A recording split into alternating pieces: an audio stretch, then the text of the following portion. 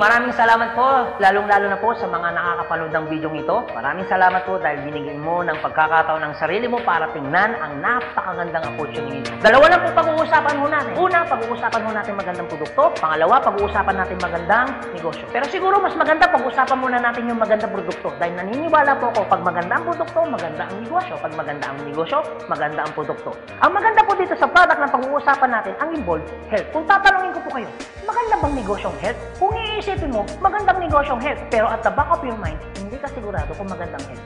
Sige, tingnan natin. Kung tatanungin ko po kayo, importante ba sa tao ang health?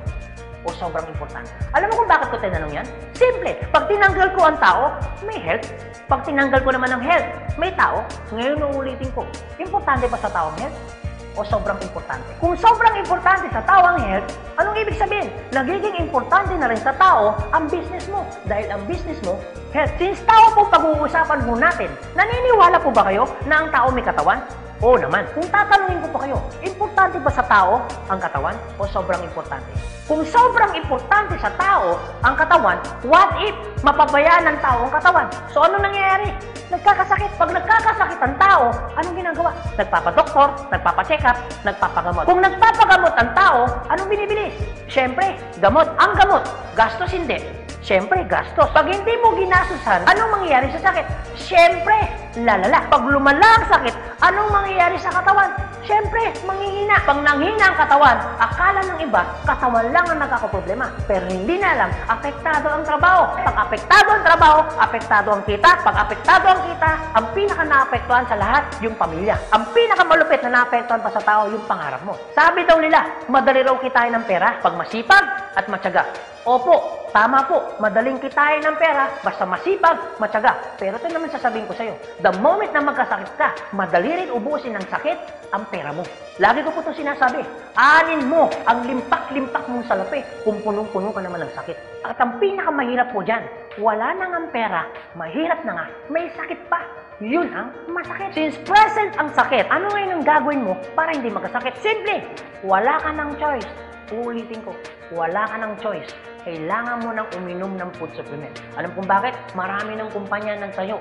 Marami ng pharmaceutical ng tayo. At hindi naman nila i-inventoyin ang mga produktong yan kung hindi kailangan. Bakit? Kasi kailangan mo na talaga. Ngayon, pwede mo sabihin sa akin, teka lang Anthony, food supplement? Gastos yan Opo, gastos nga ang food supplement.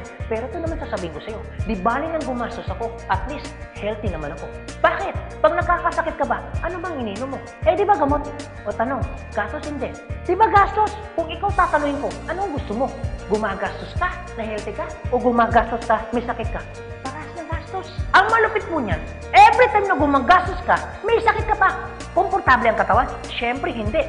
Sabihin na natin gumagastos ka dito, at least healthy ka naman. Ang pinakamaganda sa lahat, bukod sa healthy ka na, business mo pa. Dahil business mo kumikita ka pa. Ang pinakamaganda sa lahat, bukod sa healthy ka na, kumikita ka pa. Bukod sa kumikita ka na, healthy ka pa. Ano ngayon ang pakiramdam na bukod sa healthy at kumikita ka na, nakakatulong ka pa? Maganda o napakaganda? O sige, pag-usapan naman natin yung magandang negosyo. Maaaring nagustuhan mo yung product, maaaring bibili ka ng product. Pero ito yung totoo, gagawin mo kayong negosyo. Kasi bakit? Pag business ang pinag-uusapan, hindi naman kasi lahat ng tao business-oriented. Karamihan ng tao is career-oriented. Alam mo kung bakit? Marami kasing tao na pagdating sa business, ang dami niyang perspective. Alam mo isa sa mga perspective ng tao pagdating sa negosyo? Una, wala akong pera. Pwede mo sabihin sa akin, teka lang Anthony, wala naman akong pera. Kanina, nung pinapanood mong video nito, wala kang problema. Pero ngayon, may problema ka na. Ano? Pera.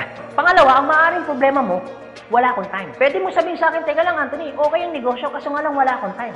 Walang kaso. Pero mayroong mas worse. Wala ka nang time. Wala ka pang pera. Pangatlo, maaaring itong problema mo. Teka lang Anthony, okay yung business, kaso nga lang hindi ko yan alam. Hindi ko yan hilig. Hindi ko yan linya. Ew. Pero ito yung totoo. Marami naman tao sa labas na ginagawa niya linya niya, ginagawa niya hilig niya. Pero tanong, kamusta ang buhay? Sabihin na natin hindi mo to hilig. Sabihin na natin, hindi mo rin niya.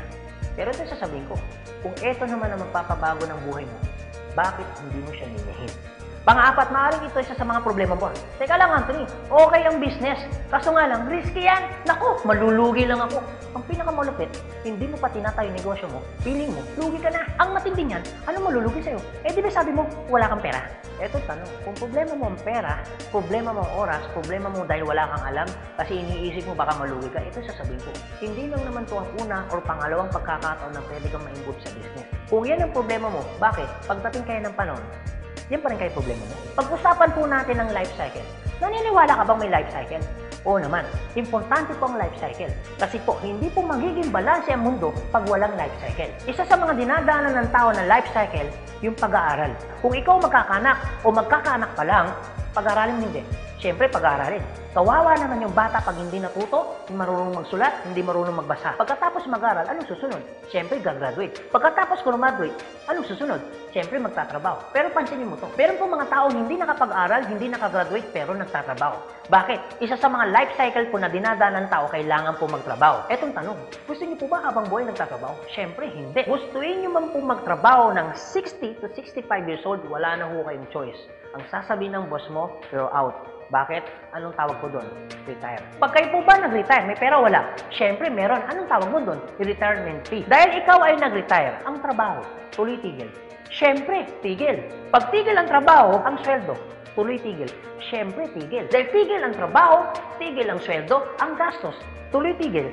Siyempre, tuloy. Dahil tuloy ang gastos, ang retirement fee na pinaghirapan mo, maubos hindi.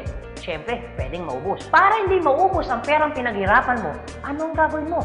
Maaaring nag-iisip mo ngayon kung ikaw nakakapanood ng video nito. Maaaring siguradong maiisip mo ngayon, business. Ito tanong.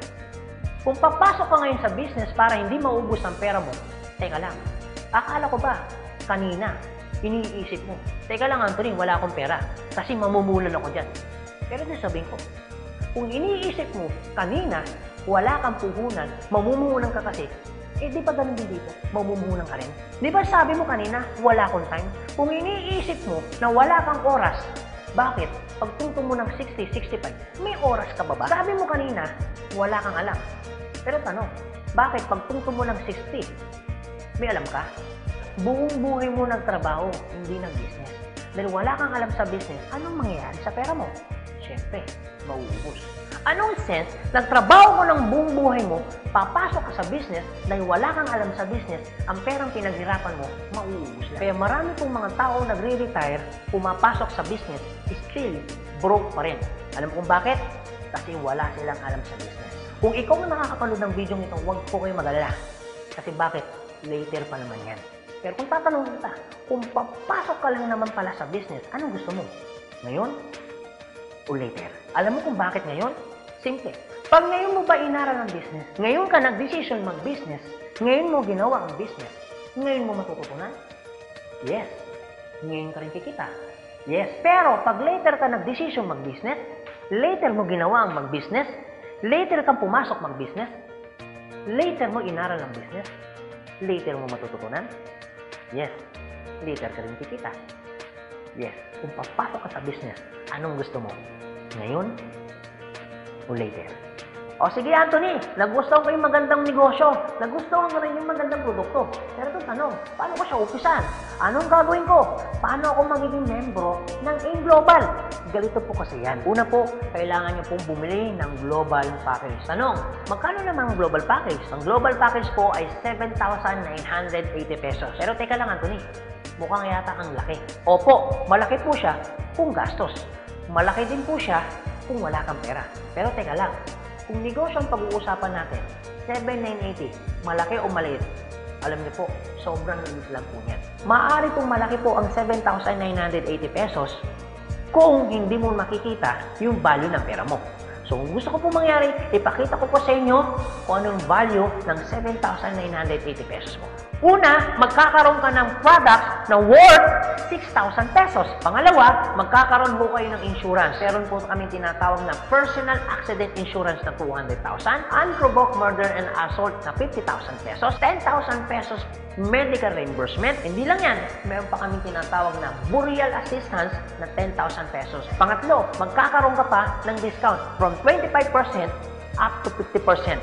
lifetime discount. Pang-apat, magkakaroon ka naman ng business kit, brochure, CD na kung saan magagamit mo sa pagninegosyo mo. Pang-lima, magkakaroon po kayo na tinatawag mo namin free medical check-up. CBC, urinalysis, fecalysis, chest x-ray, dental, lahat ng yan kasama po doon sa free medical check-up. Pang-anim, magkakaroon po kayo ng ATM, BDO at China Trust. I suggest po, kung ikaw ngayon ay nasa abroad, mas maganda pong kunin ninyo ang China Trust. Alam kung bakit? This is an international debit card na kung saan po, mawi-withdraw ninyo ang pera ninyo na kahit saang bansa. Kung hindi naman kayo mag-abroad, pwede po kayong kumuha ng BDO. At hindi lang yan, pang-pito, magkakaroon po kayo ng tinatawag ho naming web page. So ano pong advantage ng web page ho natin? Magkakaroon ho kayo ng DTC, Distributor Tracking Center, na kung saan mamomonitor nyo lahat ng transaction na nangyayari po sa business ninyo. At hindi lang yan, ang pinakamaganda, yung pang-walo. Meron po kami tinatawag na scholarship program. So, ibig sabihin, pag naging member ka ng AIM Global, automatic bibigyan ho namin kayo ng scholarship certificate. So, ang maganda po doon, sa scholarship po natin, transferable. Ibig sabihin, kung ikaw yung member, siya hindi member, kahit hindi mo kakilala, pwede niyo po itong i-transfer. At hindi lang ho yan. Ang maganda po sa scholarship po natin, ito po ay wala pong expiration. Kung ngayon ka ng member, bukas o bukas makalawa o 2 to 3 years from now, saka mo palang ginamit yung scholarship po namin o yung certificate po namin, hindi po siya may expire. Pwede nyo pa rin siyang gamitin. Ang maganda po dun sa scholar certificate po namin, wala ho tayong quota. No hidden agenda. Na pag yung bata po in-enroll mo na, hindi ho kayo obligado na gawin yung negosyo. Nasa sa inyo na lang po kung gagawin yung negosyo, hindi. Basta yung anak niyo po, tuloy-tuloy po yan sa pag-aaral. So, wala ho tayong hidden agenda, no quota. Kahit hindi ho kayo bumili ng product, kahit hindi ho kayo mag-imbita ng tao, kahit hindi nyo po ito gawin. No obligation, no commitment. No hidden agenda. Yan po yung kabuuan ng global package ho natin doon sa perang binitawan mo na 7,980 pesos. Ang tanong, maganda po ba o napakaganda? Sulit o sulit na sulit? Okay, sige, ganito Anthony.